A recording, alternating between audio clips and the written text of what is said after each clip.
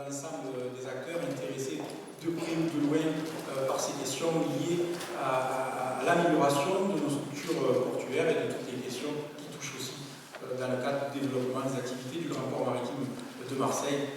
Monsieur Couvel, directeur de l'aménagement aussi, qui sera à nos côtés pour répondre à nos questions et pouvoir ainsi aborder le sujet qui est celui de l'extension des terminaux à conteneurs des bassins ouest. Et à ce sujet, je voulais quand même prendre le temps, au travers de cet honneur de vous accueillir ce soir, de faire un petit rappel, comme je le disais à la presse précédemment, de prendre le temps nécessaire de dire que je me satisfais qu'il y ait eu une évolution clairement significative. Et nous devons quand même en prendre acte, même si des fois des esprits chagrins qui veulent peut-être aller un petit peu trop vite en oubliant les erreurs du passé, ne prennent pas le temps de mesurer le chemin parcouru. Et aujourd'hui, en tout cas, la démarche dans laquelle s'est mis le Grand Port Maritime de Marseille, si on reprochera souvent que ce n'est pas assez, ils le savent, ils sont habitués maintenant, est clairement tournée vers la possibilité d'avoir pour les acteurs locaux, pour tous les opérateurs, pour tous les gens qui vivent autour et qui vivent dans cette zone portuaire, des espaces de concertation, de consultation, et que la méthodologie employée par le Grand Port en ce sens-là doit être remarquée, et je tiens à le souligner ce soir. Vous en ferez écho, ma chère Géraldine, à la présidente du directoire, qui, je le sais, apprécie quand je le souligne, ce qui n'empêche pas aussi de temps en temps, pour moi, d'avoir aussi la nécessité, la volonté de voir les choses se faire un petit peu plus vite. Quand je dis ça, je dis surtout que le travail est remarquable, mené par le président du Conseil de développement, Marc Réverchon, avec l'ensemble des gens qui participent à cette instance, mais plus particulièrement tous les groupes de travail qui permettent d'avoir ces échanges, ces inquiétudes qui remontent, ces volontés, ces visions de tout ce qui, comme je vous le disais, vivent de près ou de loin les activités du Grand Port Maritime de Marseille, permettent tout de même, dans le cadre de ces travaux-là, d'avoir un axe de remontée des souhaits et des volontés pour orienter les politiques et les stratégies définies par le Conseil de surveillance du Grand Port Maritime de Marseille. Et cette extension des terminaux à conteneurs des bassins ouest en est un exemple remarquable. Remarquable pourquoi la tradition a voulu que le maire de Port-Saint-Denis soit l'animateur un petit peu de ce qui se passe dans le cadre de la concertation continue, notamment sur les bassins ouest. J'ai pris le relais de mon prédécesseur et activement, nous avons continué à aborder et animer ces groupes de travail pour pouvoir avoir la vision qui était celle des acteurs locaux pour améliorer la compétitivité du Grand Port Maritime de Marseille, puisque nous la partageons, cette ambition de voir le Grand Port devenir performant au niveau européen et mondial, et que la compétitivité se joue à cette échelle-là. Et d'ailleurs, hier, à l'occasion de la présentation de l'agenda de développement économique de la métropole, il a bien été précisé à Madame Cabot, sa directrice, que nous souhaitions accompagner cette ambition et que nous devrions ensemble trouver les moyens au travers d'une collaboration, et la proposition a été clairement faite par le président Jacques Baudet, de trouver comment nous collaborons en 2017 pour pouvoir travailler sur l'amélioration, pour rendre du foncier disponible et pour voir du développement économique se créer. Et je le disais donc, notre volonté commune, c'est la réussite du Grand Port Maritime de Marseille, poumon économique de la métropole, pour nous vecteur d'emploi, donc vecteur de développement économique, et c'est important. Nous saluons donc l'arrivée de la présidente du directoire. Pour nous, c'est important de continuer à œuvrer dans ce sens-là. Quand je suis arrivé, dans mes premiers instants d'animation du groupe de travail qui portait sur ces questions, je savais très bien que le Conseil de développement allait devoir défendre devant le Conseil de surveillance, quelle était un petit peu leur vision, pour orienter leur projet stratégique et déterminer un petit peu quels étaient les sujets cruciaux sur lesquels il y avait une volonté commune de voir les choses se réaliser. Et quand je disais que nous sommes là sur un exemple clair, identifié et flagrant où les convergences des différents acteurs se rejoignaient, nous étions bien sur ce que nous appelions à l'époque ce comblement de la roture, c'est-à-dire sur la volonté de voir optimiser ce linéaire de quai en le comblant, pouvoir avancer, que ce soit dans le cadre de la mutualisation, que ce soit dans le cadre de l'optimisation des navires que nous souhaitons accueillir, des unités, et rendre notre port encore plus ambitieux. À ce moment-là, quand nous discutions, et je salue la présence aussi des représentants du syndicat des dockers, non seulement le représentant actuel, mais aussi l'ancien qui est dans la salle ce soir, il y avait déjà eu clairement identifié sur leur volonté la nécessité de voir cet aménagement se réaliser. Dans ces groupes de travail du Conseil de développement, on a constaté aussi que nous avions la volonté des opérateurs. On a constaté aussi que nous avons des volontés partagées des locaux. Donc tout ce travail collectif, finalement, qui est le fruit de notre énergie, notre capacité à porter ensemble, ce qui nous apparaît cohérent, logique. Nous devons quand même remercier les instances du Grand Port d'avoir permis dans ce cadre-là, dans le cadre des travaux du Conseil de développement, merci encore M. Réverchon, de pouvoir les porter auprès du Conseil de surveillance et de pouvoir enfin se dire qui a été retenu comme un impératif stratégique, le comblement de cette rotule et pour travailler sur ce projet d'extension des terminaux des bassins ouest. Donc nous sommes là ce soir pour vous expliquer comment va se réaliser cet investissement, dans quel but il a été imaginé et ce que ça va pouvoir créer comme développement. Nous sommes là ce soir justement pour vérifier que nous pouvons agir dans un esprit partagé, dans une volonté commune de devoir réussir ensemble le développement économique de nos territoires. Et je ne cesse de le répéter, le développement économique de nos territoires passe par la réussite du projet stratégique du Grand Port Maritime de Marseille, de par son développement, de par sa compétitivité au niveau européen et au niveau mondial, et que c'est dans ce sens-là que je souhaite que le Grand Port continue à œuvrer aussi, d'offrir la possibilité aux élus locaux que je représente ici, qui devront traduire devant nos administrés la possibilité aussi de faire entendre que nous avons des souhaits, nous avons des désirs, nous voyons un espace qui va se développer à nos côtés, nous avons aussi nos préoccupations, et que quand nous avons des instances pour faire remonter ces inquiétudes, c'est quand même une satisfaction.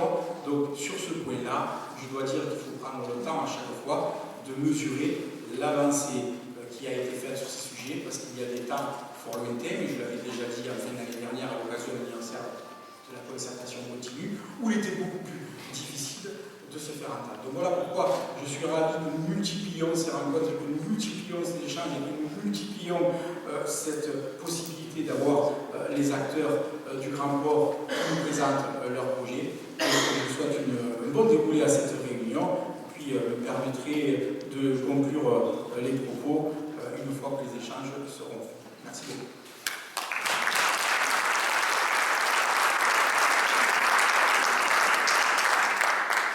Merci, Monsieur le maire.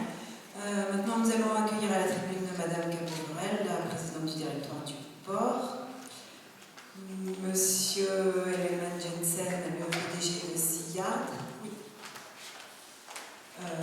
Monsieur Nicolas Gauthier, le directeur général de Portinergie, et Monsieur Bourrel, le directeur de l'aménagement du port de Marseille. Nous allons vous présenter le projet dans son contexte et dans ses différentes dimensions pendant une vingtaine de minutes. Ensuite, on aura une séquence de questions-réponses avec la salle où le micro circulera. Vous pourrez poser toutes les questions que vous avez à poser.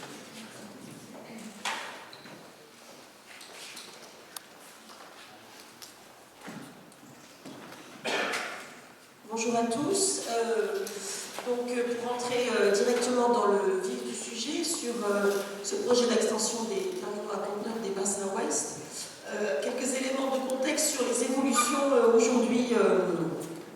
Donc, monsieur le maire, d'abord que je remercie de nous accueillir aujourd'hui, a fait le point sur le bien fondé de la concertation continue et de tout ce qui est mis en place aujourd'hui entre les acteurs qui nous amène aujourd'hui à cette réunion publique volontaire que nous avons donc organisée de manière à pouvoir vous présenter ce projet et échanger avec vous sur ces conditions. Alors, sur le contexte, donc on rappelle un petit peu d'historique, pas si lointaine, parce que le temps passe très vite.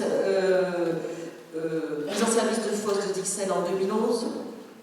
711 000 EVP sont traités à Fosse cette année.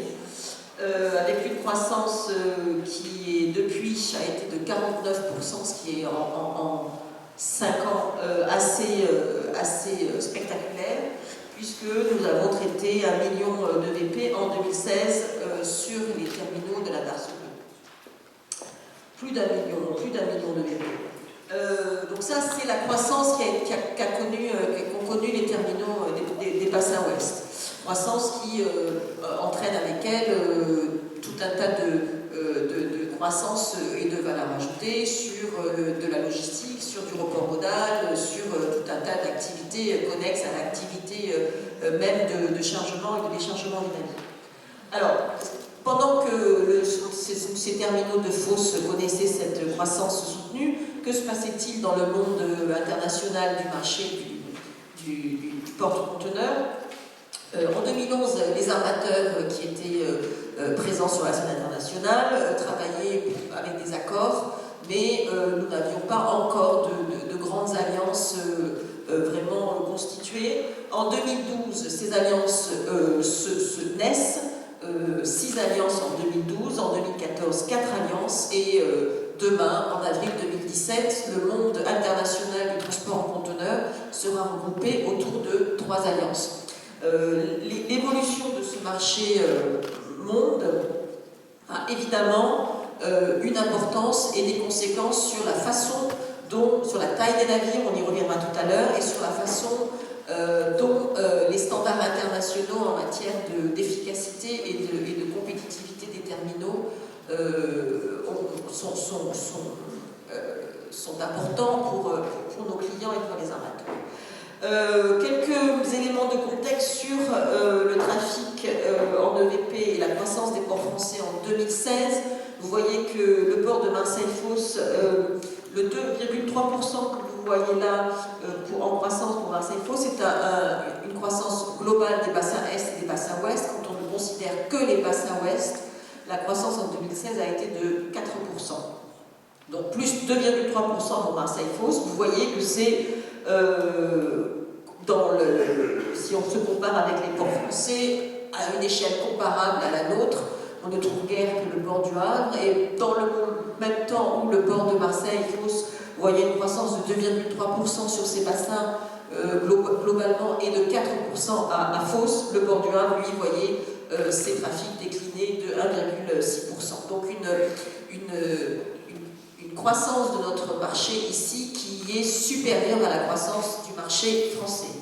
Donc dans un contexte de reconquête. Si on compare ces mêmes chiffres sur la croissance du marché européen, qui a disparu mais qui va revenir, vous voyez que là aussi, on est globalement avec nos 2,3% bassin Est plus Ouest et avec les 4% de Fos, dans une moyenne supérieure à la moyenne des ports nord-européens et dans une moyenne qui, à Fos, est celle du Range Sud, puisqu'on a connu cette année globalement sur les ports méditerranéens, une croissance relativement saine et qui est la même que celle que nous connaissons à Fos. Voilà, donc ça c'est le contexte externe en matière de marché de conteneurs. Donc pour résumer, sur nos bassins ouest, une reconquête des parts de marché et une croissance qui est supérieure à la moyenne nationale et qui est supérieure à la moyenne européenne. Dans le même temps, en matière de taille de porte-conteneurs, vous savez tous que nous sommes globalement dans une croissance de la taille des porte-conteneurs, ce qui, il y a 5 ans, était la norme pour des grands navires de l'ordre de entre 8000 et 10 000 TEU. Maintenant, la norme pour les grands navires, on est plutôt sur du 14, 16 et 18 000 TEU de capacité. Ça veut dire donc que ces navires-là sont des navires qui sont plus gros, ça veut dire qu'ils ont des escales qui sont faites avec plus de mouvements, et ça veut dire qu'ils ont des capacités techniques et des besoins en termes de linéaire de quai qui sont plus importants. Donc ça aussi, c'est une donnée forte, et pour rester dans la course des grands ports internationaux, nos terminaux doivent s'adapter à cette nouvelle taille, à cette croissance qui est avérée, comme vous le voyez sur ces graphiques. Voilà.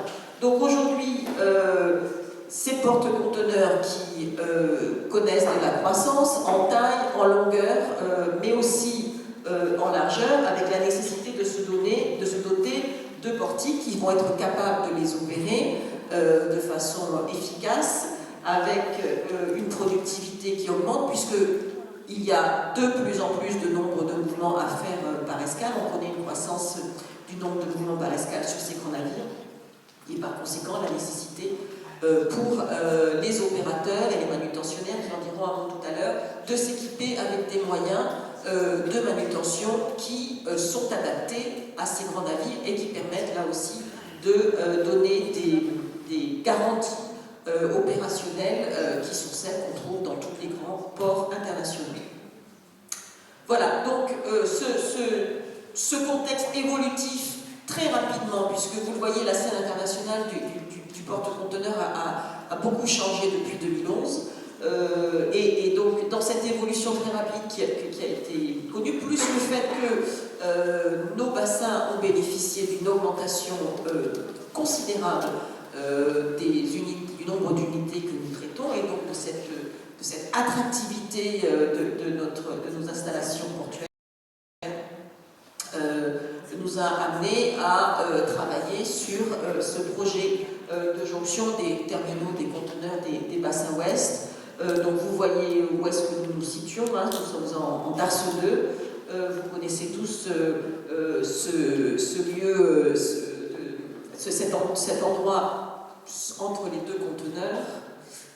Voilà, avec au nord le terminal Seaguard, dirigé par Klaus Hellemann Jensen qui est à côté de moi. Au sud, le terminal Port Synergie Rufus, dirigé par Nicolas Gauthier à ma gauche. Et au centre, cette séparation entre les quais et au milieu du linéaire de quai, un linéaire de quai d'un seul tenant qui, lorsque cette rotule aura été comblée, fera 2,6 km, ce qui est quand même un outil extrêmement performant, mais on y reviendra. Et pourquoi aujourd'hui nous avons décidé d'aller de l'avant avec ce projet de jonction des conteneurs.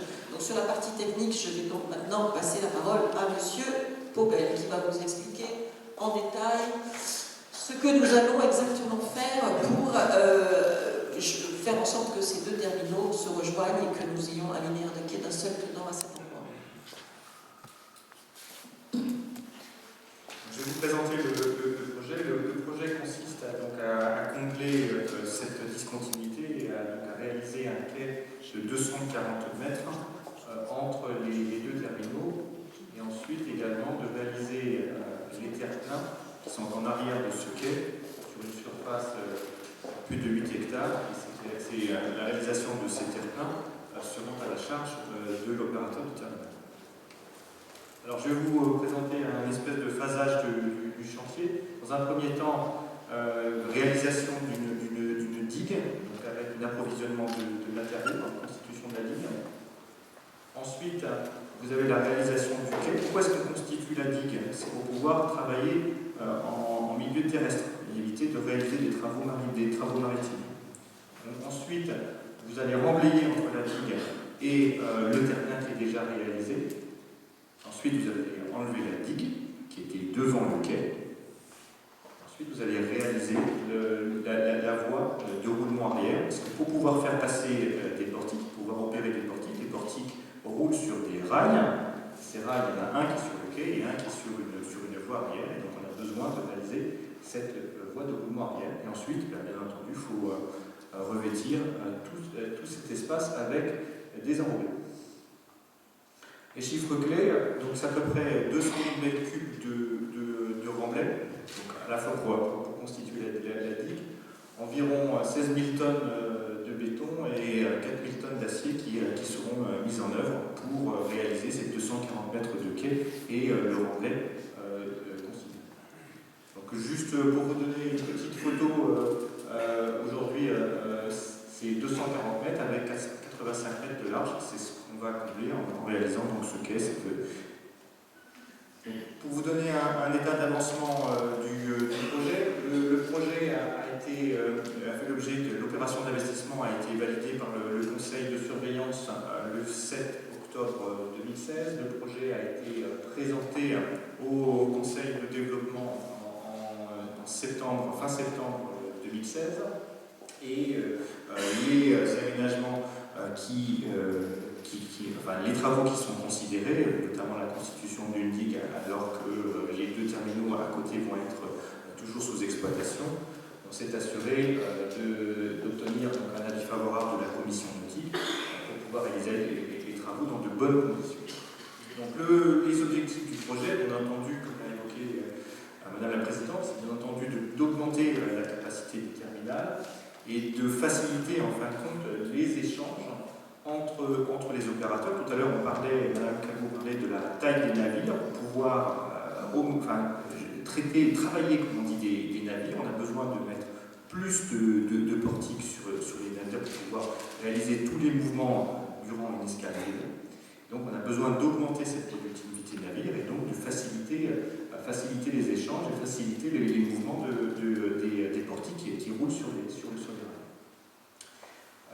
Le dernier point qui est important, c'est le fait de combler la rotule. Ça va permettre entre les deux terminaux à conteneurs, opérés respectivement par Sillard au nord et par Port Synergie au sud, de pouvoir réaliser un espace qu'on appelle une zone d'échange dans laquelle les deux opérateurs vont pouvoir s'échanger les conteneurs. La mise en place de cette zone d'échange va permettre de faciliter le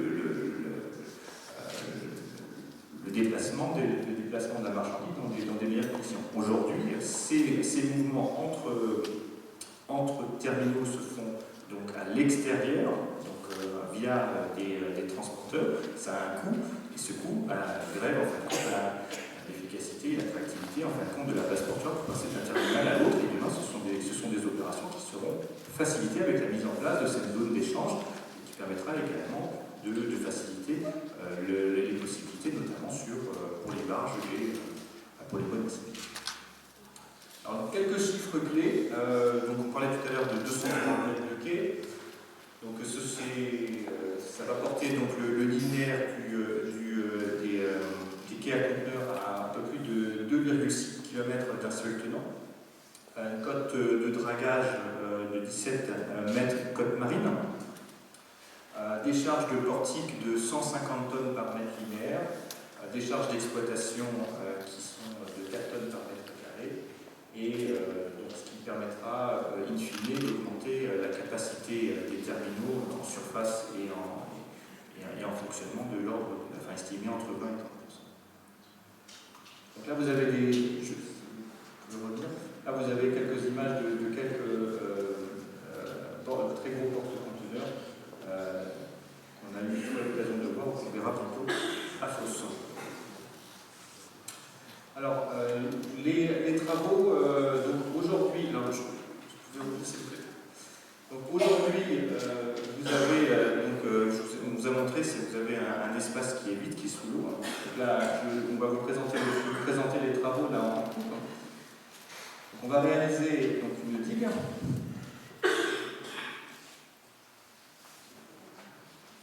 Voilà, donc on va réaliser la digue provisoire, et ensuite on va réaliser le quai, donc, qui va être percé, et au final vous obtenez une situation en coupe avec donc le profil d'un très gros porte-conteneur de 400 mètres de long, et puis l'esquisse en fait des nouveaux portiques qui sont en cours de montage chez Port Synergie et également chez Sillard. Donc ça vous montre en fin de compte que le quai est quand même, on va dire, une réalisation technique un peu particulière pour pouvoir à la fois récupérer et traiter les efforts d'amarrage et d'accostage et également les descentes de charge de ces énormes portiques. Autres développements qui sont prévus dans le cadre du projet, c'est partie du programme des travaux, ça c'est un élément important, c'est la sécurité des navires. Donc associé bien entendu au développement des trafics à conteneurs dans les bassins ouest, avec la réalisation dans le cadre du programme des travaux de réalisation de la rotule. va également reconstituer un poste à remorqueur, où les remorqueurs seront donc en stand-by au bout du môle travaux. Autre développement associé avec la croissance du trafic à conteneurs, parce que bien entendu, ce n'est pas en faisant uniquement un quai qu'on peut accompagner sur le long terme le développement du trafic à conteneurs, également tout ce qui concerne les reports massifiés, donc le report modal, que ce soit en termes sur les routes avec des travaux qui ont été engagés en termes de déviation de poids lourds de fausses par les routes portuaires RP 544 et 545 qui ont été remises en service récemment. Et puis de l'autre côté, un appel à manifestation d'intérêt que va lancer très prochainement le port pour une zone de service portuaire numéro 2 pour décongestionner en fin de compte la zone de service portuaire actuelle qui est pleine comme un œuf et qui, si on ne fait rien, va contraindre en fin de compte le développement du trafic conteneur. Donc, si vous voulez, le projet Rotule est un projet certifié, mais derrière il y a aussi un certain nombre d'autres aménagements que le port va réaliser en partenariat avec et un cofinancement avec le soutien financier d'un certain nombre d'acteurs, la région, l'État, le département, la métropole, pour pouvoir accompagner le développement de ces trafics conteneurs sur le monde travaux. Chaque maillon de la chaîne est important et on regarde ça. Alors je voulais parler de la zone d'échange. C'est une zone d'échange sur laquelle on est en train de travailler. Plus tard, la semaine dernière, on était dessus avec M. Leman Jensen et M. Gauthier pour pouvoir définir ce qu'on pourrait mettre en œuvre rapidement pour que cette zone d'échange soit opérationnelle dans cette année et qu'on puisse réaliser cette zone d'échange avant le démarrage des travaux de la Rotule et pouvoir avoir quelque chose qui soit d'ores et déjà opérationnel, toujours dans l'idée d'anticiper et d'accompagner le développement du trafic et conteneurs. Autre développement important qui est également à l'étude aujourd'hui par le port, ce sont des travaux pour améliorer la desserte ferroviaire. Qui dit augmentation du trafic à conteneurs, dit augmentation des besoins de faire rentrer ou de faire sortir des conteneurs. Donc il y a plusieurs possibilités, il y a 3 possibilités en fait, il y a la route, il y a le rail et la barge. Et donc l'objectif pour le port, c'est bien entendu de s'assurer qu'on n'oublie pas les modes massifiés, la rail et la barge, et qu'on se donne les moyens d'avoir un report modal efficace. Donc, le port travaille à des aménagements ferroviaires sur le môle Gravelot et qui seront réalisés sous 3-4 ans pour pouvoir accompagner bien entendu le report modal et donc voir davantage de conteneurs sur les trains. Il y en a déjà beaucoup, je veux dire, le nombre augmente et c'est une bonne chose, mais on va aller encore un peu plus loin. Si je peux juste intervenir, en fait, l'idée ici c'est de faire ce comblement entre les 2 terminaux, c'est absolument nécessaire, mais c'est pas suffisant.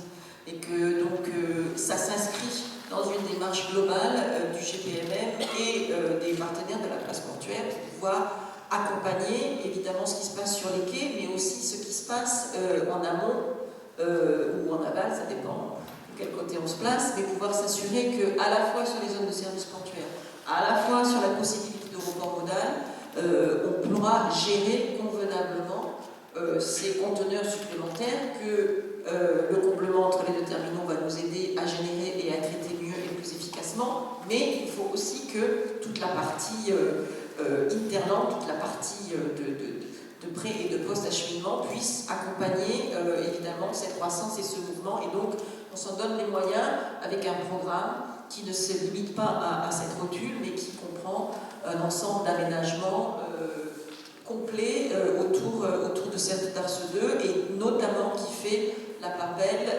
au mode de massifié avec cette zone d'échange qui principalement permettra d'améliorer la fluidité des opérations des barges fluviales et ce programme sur le ferroviaire en arrière des terminaux pour faciliter le traitement de train complet et globalement donner aux opérateurs ferroviaires les moyens d'intensifier le nombre de conteneurs qui seront mis sur le fer. Alors, juste sur le ferroviaire, donc on a des aménagements qui sont prévus directement en arrière des terminaux et la réflexion est en train de se finaliser. En revanche, on a un certain nombre de travaux que vous avez déjà vus qui ont déjà été réalisés, notamment le renouvellement des voies de ballast sur les voies ferrées portuaires, donc reconstituer complètement les voies de ballast. La deuxième chose, c'est également le GSMR. Le GSMR, c'est le GSM-R comme rail, et qui permet en fin de compte de positionner le réseau ferré portuaire sur la carte des réseaux ferrés européens.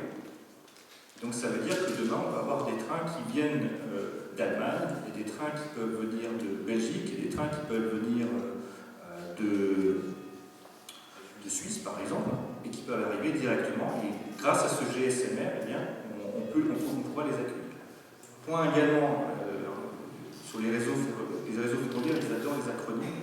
Alors, le BAPR, donc, pour faire simple, c'est une signalisation ferroviaire, c'est une signalisation ferroviaire améliorée qui, sans réaliser de travaux très importants, c'est-à-dire de mettre davantage de voies en service, permet d'augmenter la capacité, le nombre de trains qu'on peut faire circuler par jour sur une voie considérée.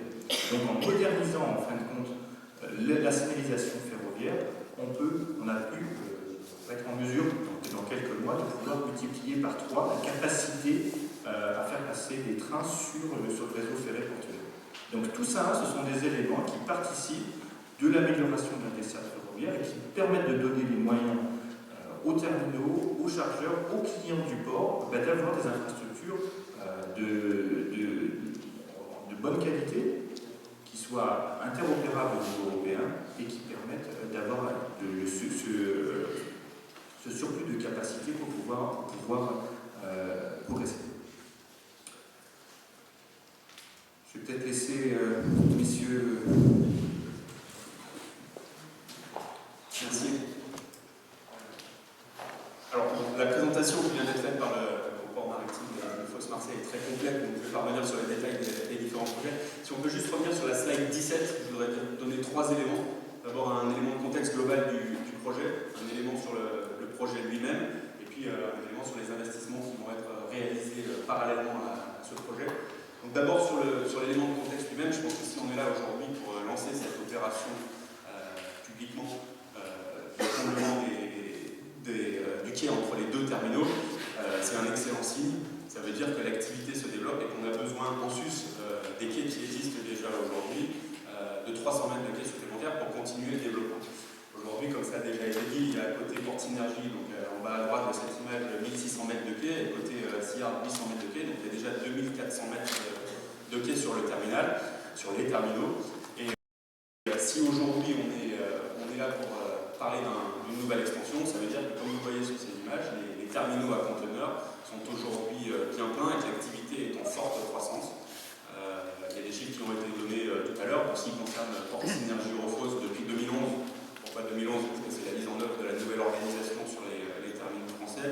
La croissance a été de 80% de croissance d'activité, et ça c'est un excellent signe pour tout le monde. Ça veut dire que des volumes, des conteneurs qui utilisaient des ports étrangers jusqu'à aujourd'hui, destinés principalement au marché français, reviennent dans les ports français, et en particulier sur les terminaux de Fos, et ça c'est une excellente nouvelle pour tout le monde, pour l'activité, pour l'emploi. Je voudrais saluer tous ceux qui étaient là en 2011 et qui ont pris des décisions courageuses pour permettre l'organisation de cette activité et un fonctionnement optimal des terminaux aujourd'hui. Il faut rappeler qu'à Fos, la mise en œuvre de la réforme portuaire a été exemplaire. On est allé au bout de cette réforme portuaire en investissant massivement et en intégrant dans les entreprises l'ensemble des activités et des personnels. Ça, c'est un point extrêmement important qui nous permet d'être là aujourd'hui, qui nous permet de parler de développement et de futur et d'avenir. Le deuxième élément, c'est ce projet qui est pour moi un projet exemplaire en termes de fonctionnement et de partenariat. C'est ce qu'on cherche à faire sur l'ensemble des projets qu'on arrive à faire ici aujourd'hui.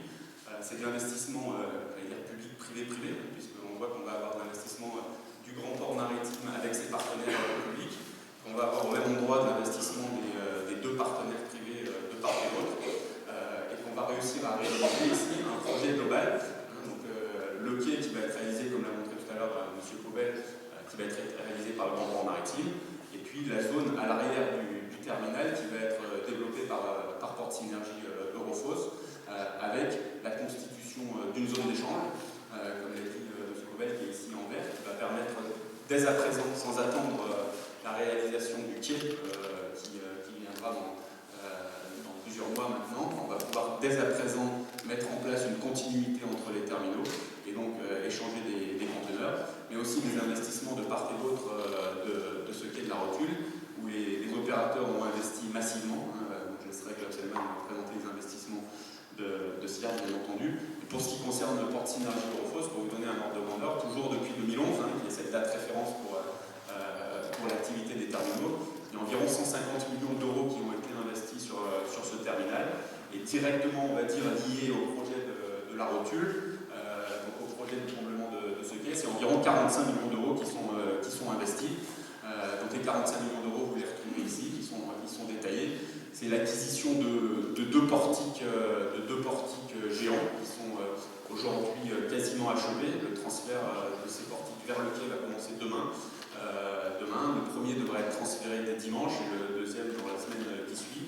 Ces deux portiques sont les deux plus grands portiques au monde et ils vont pouvoir donc travailler dès à présent dans les prochaines semaines sur le quai existant, mais bien entendu à l'avenir sur ce nouveau quai qui a été mis en place et qui a été conçu pour accueillir les plus grands équipements possibles. Toujours dans un timing très court, dès le mois prochain, on va aussi recevoir sur le terminal de Port Synergie Eurofos 15 nouveaux cavaliers. Les cavaliers, pour ceux qui ne sont pas familiers avec l'activité portuaire, ce sont ces grues mobiles qui rangent les conteneurs sur le terminal et qui les délivrent sur les camions ou sur les trains. Donc 15 nouveaux cavaliers en sus, des 12 qui sont arrivés l'année dernière sur le terminal, donc 27 nouveaux en quelques mois. Et puis l'aménagement effectivement directement à l'arrière de ce terminal en deux phases. Une première phase dès à présent, on l'a vu tout à l'heure, c'était la zone d'échange verte qu'on va faire avant les travaux qui vont être réalisés par le Grand Port Maritime. Et une fois que le Grand Port Maritime aura réalisé ses travaux de quai, une deuxième phase pour permettre le comblement total de cette zone et une continuité intégrale entre les deux terminaux à l'horizon de la fin de ce projet. Parallèlement, et donc moins directement lié à ce projet de quai, qui sont des éléments qui participent au fonctionnement bien entendu du terminal, on va également mettre en service dans les 15 jours qui viennent un nouvel atelier de maintenance sur le terminal, le mois prochain un nouveau magasin, et puis dans quelques semaines également des nouveaux bâtiments fonctionnels pour l'ensemble du terminal. Et puis au cours de l'année qui vient de s'écouler, on a également mis en place un système moderne et de prise de rendez-vous pour les transporteurs routiers qui viennent sur le terminal et un système d'allocation des conteneurs sur le terminal également, qu'on appelle un TOS, et qui permet d'optimiser le fonctionnement du système et qui permet de traiter les périodes de forte affluence, comme ça a été le cas les dernières semaines sur les terminaux. Enfin, un élément important qui a été également mis en service l'année dernière, on parle beaucoup de conteneurs, mais on a aussi un hangar qui permet de traiter l'activité non conteneurisée et qui permet de traiter ces interfaces entre les conteneurs et les non-conteneurs avec ce qu'on appelle un CFS, c'est-à-dire un centre sur le terminal d'empotage et de dépotage des conteneurs pour les marchandises qui arrivent en vrac, qui sont rentrées dans les conteneurs, ou à contrario, des conteneurs qui arrivent sur le terminal et qui repartent en vrac, qui doivent donc être dépotés, donc un nouvel hangar qui a été construit sur ce terminal. Donc voilà, ce sont les principaux investissements qui ont été réalisés ou qui seront réalisés dans les prochaines semaines sur le terminal. Au total, je vous le disais, directement lié à ce projet, c'est 45 millions d'euros, un peu moins directement 65, et au total, sur les 5 dernières années, depuis la mise en service de ces nouveaux terminaux et de la réforme portuaire en mai 2011, c'est au total 150 millions d'euros qui sont investis sur le terminal de Port Synergie Eurofos, et tout ça dans le but de continuer à développer l'activité et l'emploi sur les terminaux. Merci.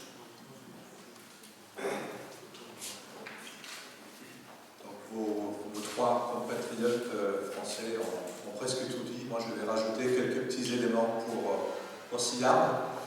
SIARD est donc le terminal situé au nord de la rotule. SIARD est un terminal qui a été ouvert il y a 5 ans. C'est le résultat d'une concession entre le port et MSC, le deuxième armateur au monde.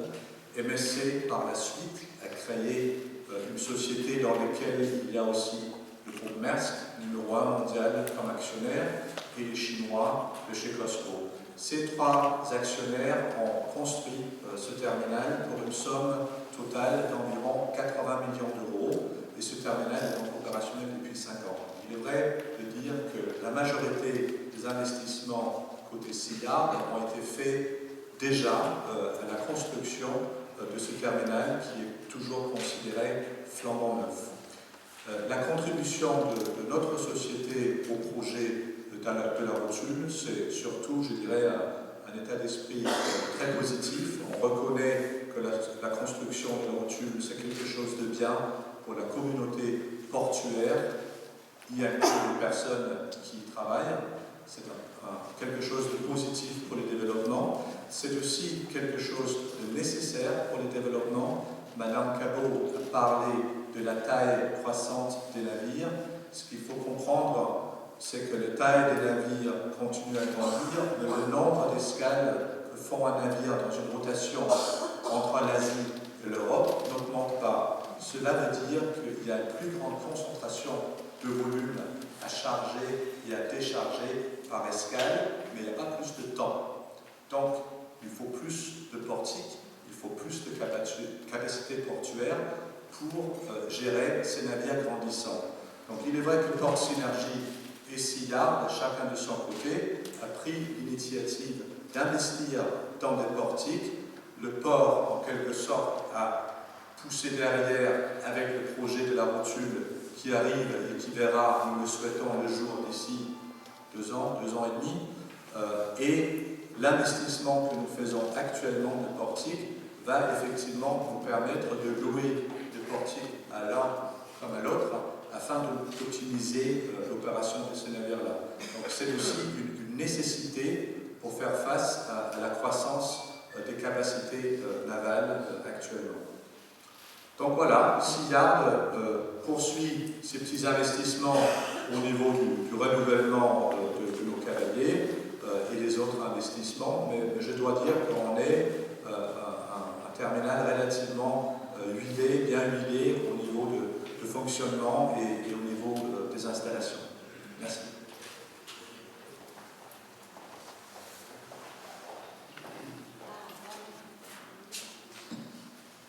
Je vais vous présenter en fait des éléments financiers. Donc les travaux dont je parlais tout à l'heure, qui sont réalisés sous la maîtrise d'ouvrage portuaire, sont estimés à 32,5 millions d'euros hors taxes. Et ça ne comprend pas les travaux sur le terre-plein arrière, dont on a dit qu'ils étaient à la charge de l'opérateur. Donc vous avez en haut des éléments d'information sur la part de cofinancement de l'État, de la région, du conseil départemental des Bouches-du-Rhône. Le reste étant bien entendu pris en charge à la fois par le port et par les opérateurs. En termes de calendrier, mais oui, c'est ça la bonne nouvelle. C'est ça la bonne nouvelle, c'est que d'une part, c'est de mettre en service, donc je parlais tout à l'heure de la zone d'échange courant 2017, et de lancer en fin de compte, d'obtenir les autorisations et de terminer cette concertation courant mars, lancer l'appel d'offres dans les prochains jours. Et ensuite, imaginez commencer les travaux à l'horizon octobre 2017. Et ça va nous emmener jusqu'à fin 2018, au mieux début 2019, avec donc les travaux de raccordement et les équipes. Ce qui Ce qui est important de noter, c'est que si on a des offres, et donc l'appel d'offres sera ouvert aux variantes, dans le cadre des procédures négociées, si on a des groupements d'entreprises qui nous font des offres, qui nous proposer des réductions de délai, on prendra un montant. Donc, je voulais également vous donner quelques éléments en termes de contexte socio-économique. Donc, on a parlé tout à l'heure de tout ce qui était lié donc, au flux des conteneurs, donc les flux maritimes, les flux en termes de poids lourds. On a parlé également de la desserte ferroviaire, on a parlé de la desserte fluviale, on a parlé également de la zone de service portuaire où sont réparés les conteneurs et stockés les conteneurs vides. Mais il y a également tous ceux qui, en fin de compte, demandent en fin de compte des conteneurs, et c'est bien entendu la filière logistique. Et avec l'augmentation du trafic de conteneurs, avec bien entendu l'augmentation du trafic logistique, et avec l'augmentation du trafic logistique, ça nourrit en fin de compte des augmentations de trafic de conteneurs. Donc aujourd'hui, ce que l'on peut dire, c'est qu'on a constaté donc, en 2016 plus de 180 000 m² de nouveaux développements logistiques sur la zone industrielle ou portuaire, rien que sur le port, sachant qu'il y a d'autres zones logistiques qui connaissent également des éléments de croissance. Donc quand le port va bien, ça veut dire que la filière logistique va bien, et quand la filière logistique va bien, le port va bien. Ça, c'est un élément important, et derrière, ça s'est traduit par des emplois, donc plus de 3500 emplois dans 135 établissements. Ce qu'il faut avoir en tête, et ça c'est un élément important, 6 emplois pour 1000 conteneurs, c'est à peu près c'est le ratio que l'on a. Donc à chaque fois qu'on voit augmenter en fin de compte le nombre de conteneurs qui passent sur le port, on peut se dire aussi qu'il y a des emplois dans la filière logistique, et ça c'est bon pour le territoire. Donc ça c'est pour vous donner en fin de compte des chiffres sur les prêts et post-acheminement. On observe quand même une certaine dynamique en termes de report modal sur les modes massifiés. Les modes massifiés, je le rappelle, donc le rail et la barge, fer et fleuve. Donc, ce que vous observez, c'est qu'en 2012, on était aux alentours de 14% de report modal, le reste, bien entendu, passant par la route, donc ça veut dire 86%, c'est toujours trop. Et aujourd'hui, en 2015, on a atteint un pic à 18%. On a quand même une augmentation assez significative. Il y a eu un petit tassement sur 2016, et puis donc on se pose des bonnes questions et on essaie de mettre en place la zone d'échange pour essayer de s'assurer que derrière ça repart au niveau de la marge. Vous avez des éléments en termes d'estimation d'évolution de la part modale. Donc l'objectif à l'horizon 2030, c'est passé à 20%. Pour ce qui est de la barge, c'est passé pratiquement à 10%. Puis c'est de contenir en fin de compte l'évolution de la part modale sur en mode camion à 71%.